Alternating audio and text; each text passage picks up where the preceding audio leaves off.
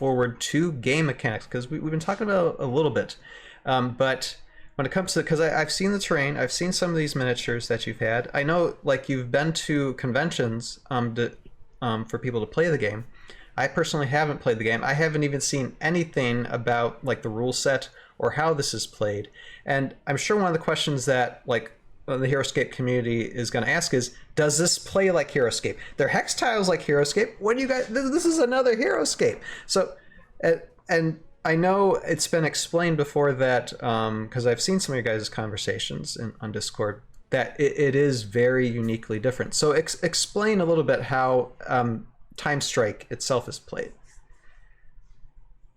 I just want to preface, because Anthony's going to take this question 100%, but I want to preface one statement, and that is that the similarities of TimeStrike and HeroScape start and end at a dice rolling combat, and I will pass the rest off to Salpy, but I think that is important to be said. So, with TimeStrike, HeroScapers are going to know how to play right off the bat. They're going to look at the card. They're going to see a lot of the stats. They're going to understand basic movement, attack rolls, defense rolls, how hits and blocks are traded between each other, how height is calculated, counts of characters or counts of units within each character. But there's the next level, I guess you could say, that expands upon that, is our action/energy system. So when you look at each card, you're going to see an energy number for that character. And as your character's moving, there's about 8 different actions you could take in total. And some of these actions vary within the way they're used. So some of the basic actions are trading, mining, and fishing. Some of your starting actions that you're going to really use a lot. Fishing allows you to go fishing. Wherever there's water, you can go fishing, as long as you're not engaged in combat. And you'll be drawing from a fish deck, and the fish will let you add buffs to your character, or cleanse curses that you might have on yourself, or even let yourself heal. So it's a little, we would say that's probably your like most survival type mechanic right there, is like the fishing. The mining allows you to go in the world, and when you build the map, you're going to place a bunch of tiles around that represent resources. So when you go mining, you can literally just pick up the resource off of the map and place it in your inventory. So right off the bat, you're already altering the landscape of the board from the first turn when you go start mining. The two things that mining do, they let you build roads so you can traverse the maps quicker. We find that with our build, people like to make very tall maps and very long maps, and with our mechanics, the roads really help you get, while you're building the game or while you're playing the game, help you like just traverse much faster and get into combat faster and go all over the place. Because with the battle royale the way it is, it's not just like you start at this end, I start at this end, and we clash in the middle, and that's kind of like the war. Our game, you're spinning all over the place because there's a giant boss. He's moving all over the place, and you're going after their back line, and then you get on the sentience, but somebody moves the sentience across the map. So now your character isn't even with the rest of your team. He's over here, like flying around on the sentience. So there's so much like just winding around the map, and that the roads are really useful. And the other thing you can build with materials are walls. So you can block off roadways or passageways or hide behind it. The sentience might be about to whip you, and you build a wall to protect your team. And then the next one I said was trading. So when you're playing the game, we call these units the Lost. It's the sentience and all the monsters he controls are the Lost. And as you attack them, you will get rewarded with loot. It could be, stopwatches that let you re-roll. It'll be health potions. It'll be portals. It'll be, food that gives you buffs. It could be all sorts of different things that like kind of change, that let you break some rules and let you do some fun stuff throughout the game that really change what can happen. So you'll be able to trade that stuff. And then within that loot, there's gear. Now, each piece of gear comes from a specific character in our game. So all of our characters have a set of skills, and they have a gear that's associated with them. Now, anyone else can equip another character's piece of gear, and then they'll actually unlock a skill that belongs to a different character. So if you have a character that what's a good example? Michael, I'll use him. He's a future character. Michael the Cherub has a healing ability. Well, if you get Michael the Cherub's staff on any other character, they'll have a healing ability that they can now use. However, if Michael the Cherub gets his own staff and equips it, you'll see at the bottom where his healing is just now more powerful. So there's a lot of just, I mean, and this is all just kind of goes into trading. So when you're playing and you have all your characters on your team, you'll be able to trade all these loot, these fish, these materials, this gear all around. So it really adds another piece of, another dimension of like how your character progresses through the game of like, oh, I started with nothing, I have no additional stats, I have no gear, no loot, and throughout the game just so many things can happen as you progress through. So there's a lot of progression in our game that we over time figured out the best way to kind of apply it. I could go on. I mean, that's just a couple of parts. Sure. There's the climbing the sentience. We have a unique ability called contest, which is basically a fight for position. And when you contest each other, it's really important on sentience because you're fighting for position as far as like who's the highest. But there's also fun points where you could be contesting someone off the edge of a cliff and just Sparta kick them off and have them roll for a ton of falling damage. And this was something that came out of like the road building and all this sorts of stuff, that this was just a mechanic that fit in the world, added a lot of fun, especially when you're fighting for height advantage. And then all the characters can also attack, of course. Like attack is like your most basic action that you have with your characters, but also characters could also have a special ability. So within their skills, they have attack skills, defensive skills, passive skills, and then abilities. And abilities are something like unique to that character that they can cast on their turn. That's just like that nobody else can really do, unless it's on a piece of gear and it gets equipped. So there's definitely a lot going on within this battle royale. There's a lot to think about all the time as far as like, oh, well, this character has 3 energy, so I'm going to fish, I'm going to try to tame this monster, then I'm going to attack something, and kind of plan out your route as you're doing these things. Because that's another action that I didn't mention. You can tame monsters. But if you, based off everything I said, like I said, I could keep going, but do you have any questions? Like, Yeah. stop me somewhere. Yeah, no, yeah. No, what's the average duration of a game usually? It depends. There's 3 different factors. So 1 is player count, 2 is character count, and 3 is size of the map. So we do have some general rules of how you should play with different player counts. Essentially, we try to keep it anywhere between 35 to 50 minutes per player. It really changes as far as like, just things can go crazy. Just, it's all dice rolls, right? So things can just not happen the way you expect them to. But yeah, about 35 minutes to 40 per player. And to go back, yeah, your average map, I don't know what the dimensions, we call it an 8-edge map. So 8 edges, you fill it in, and that's like your typical play map. But we've had games where, or we're gonna play test games like where you have 8 players and they all have 1 character each, or you have 2 players and they have 3 or 4 characters each. So it's really diverse, and it's like, this is how many people I want to play with, and this is the amount of time I want to play with. And there's also ways to essentially buff the boss, like specifically for Fear, he spawns these tentacles that make him stronger. If you really want the game to go quick, you just start with a bunch of tentacles on the board, and it won't take long at all. But yeah, so we aim for that about, I would say, 40 to 45 minute mark, even for first time players to have an average game length. And talk about the boss a little bit. Is the boss controlled by a player, or how's that controlled? Yes. So when you're playing the game, at the end of every round, you draw a boss card. We have a boss deck.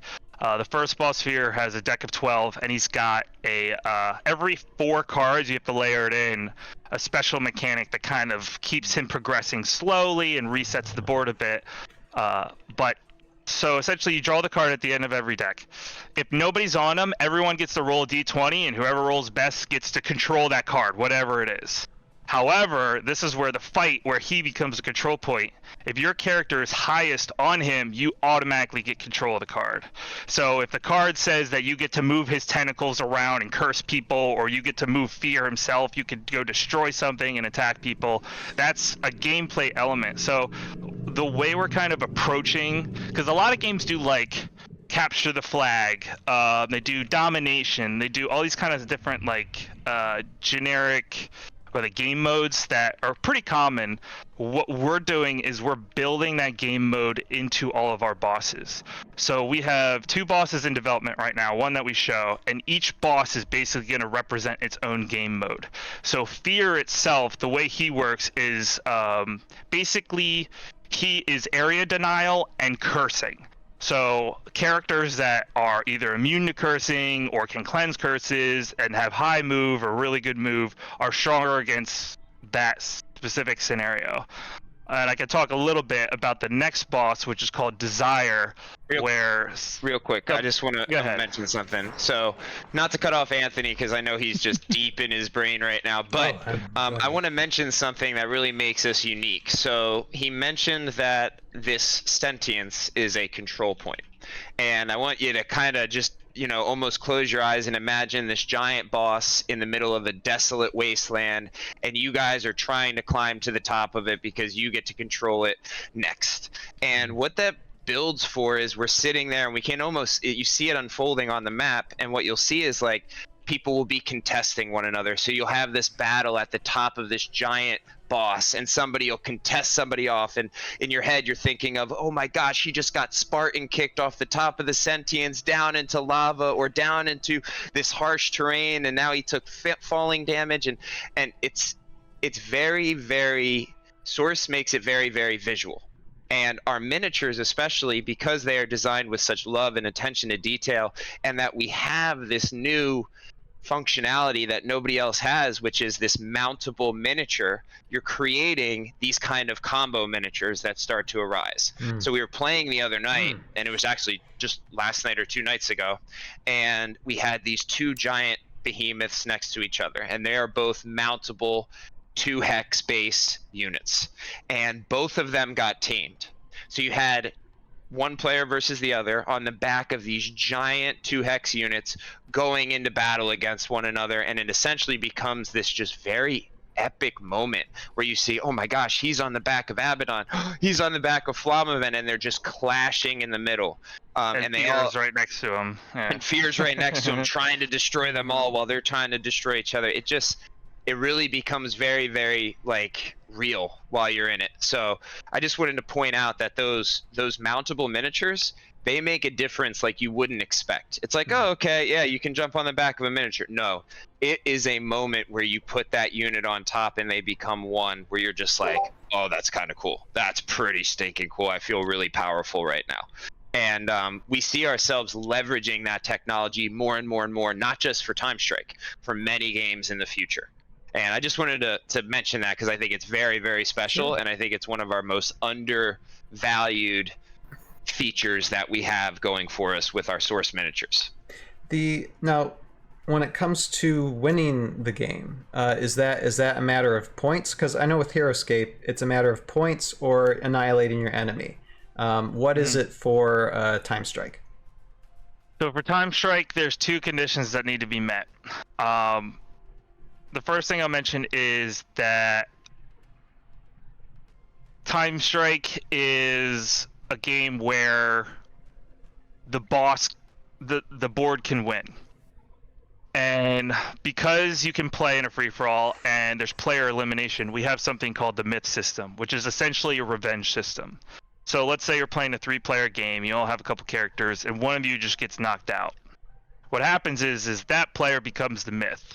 So all of the monsters that the sentience controls, as well as the sentience himself, are now controlled by whoever gets knocked out first. So then it becomes, okay, you have 2 players and you have the myth. And as you keep knocking out players, they will keep joining the myth side until you can knock out all of the monsters as well. So your goal is to knock out all the players and knock out all the monsters that belong to the sentience. So it's kind of 2-layered. So there's system. We didn't really like, because we had this early on where people got eliminated and then they just stopped playing.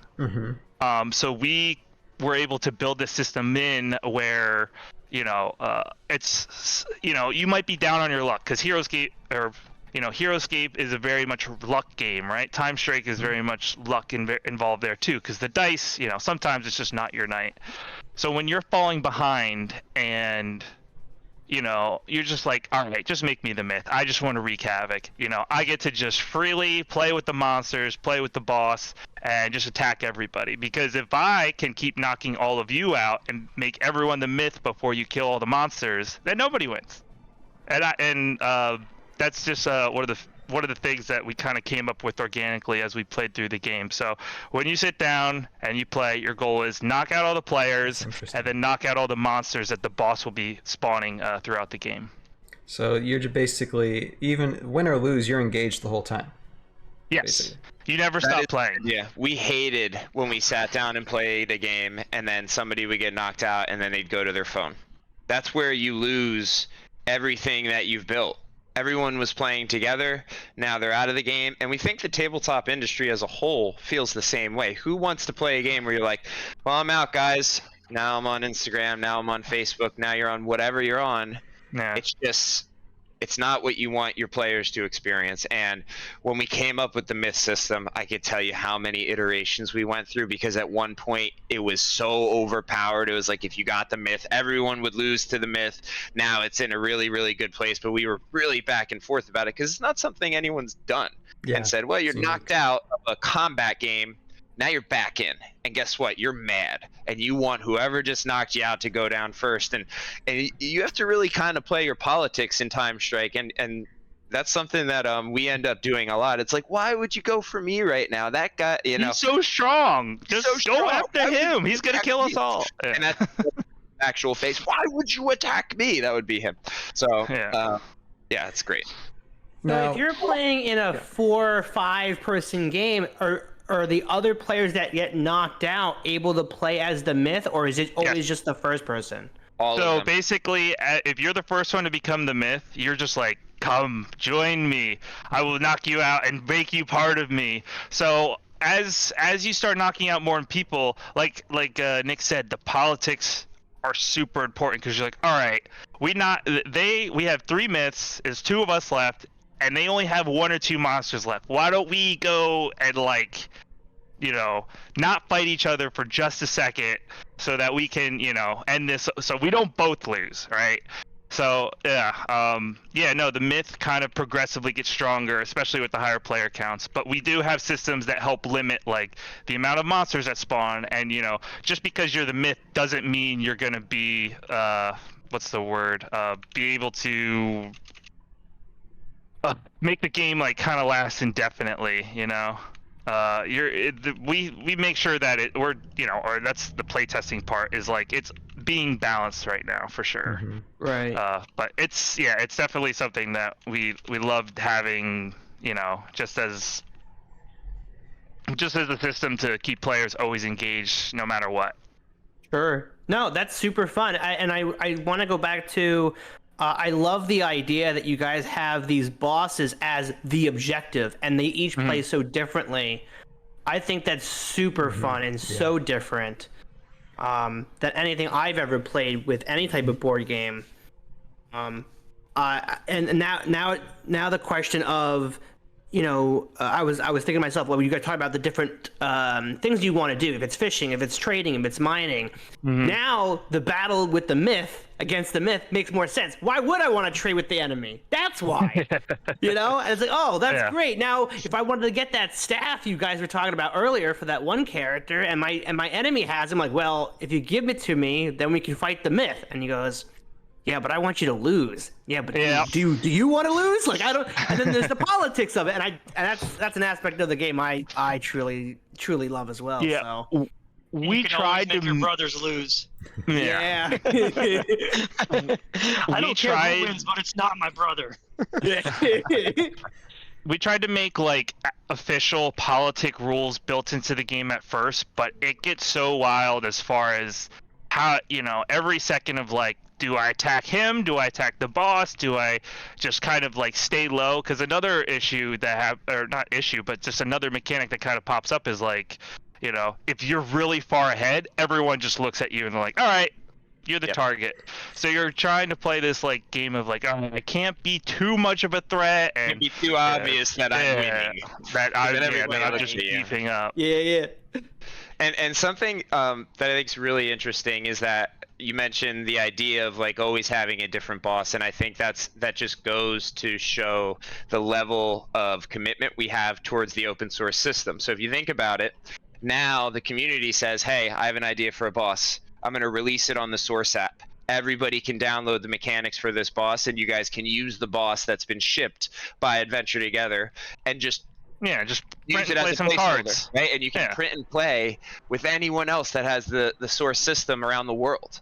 And all of a sudden, you have the community coming in and creating new rule sets within a game that we created, but we want them to iterate. We want them to expand. We want them to innovate.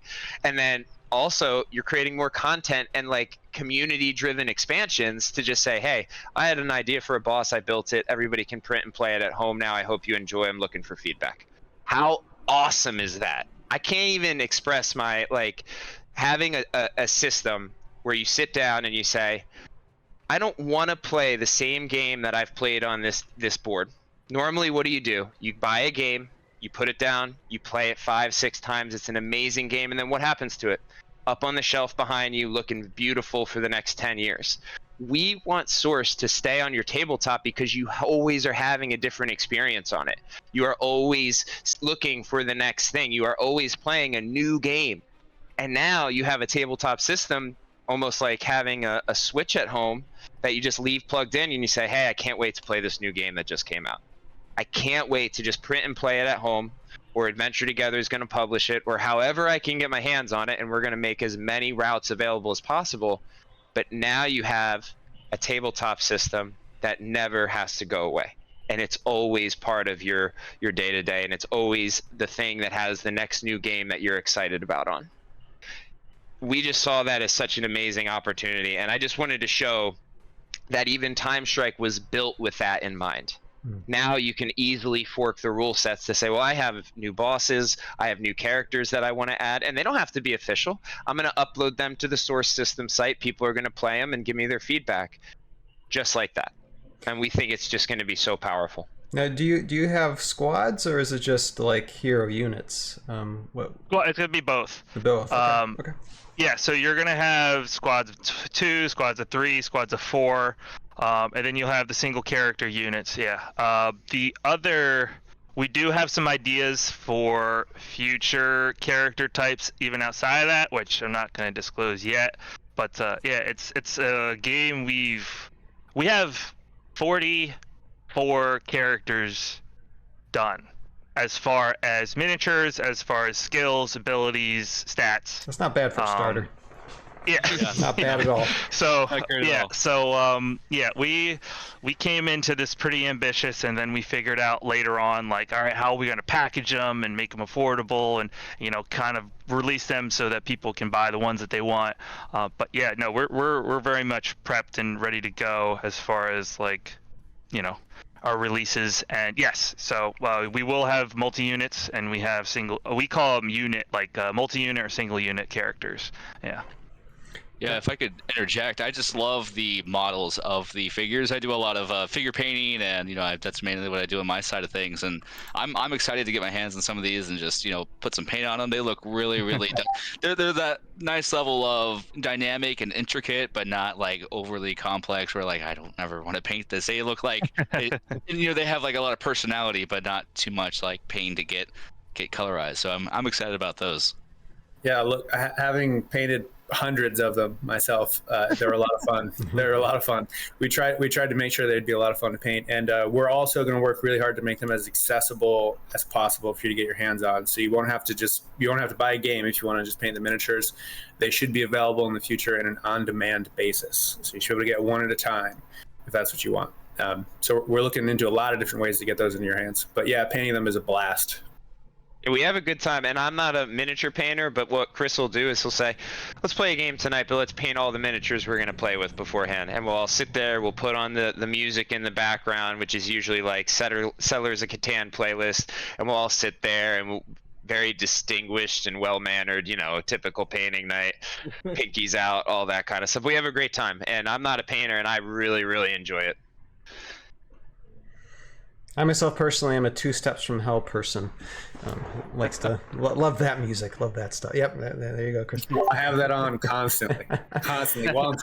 Specifically while I'm sculpting, I have Two Steps from Hell on.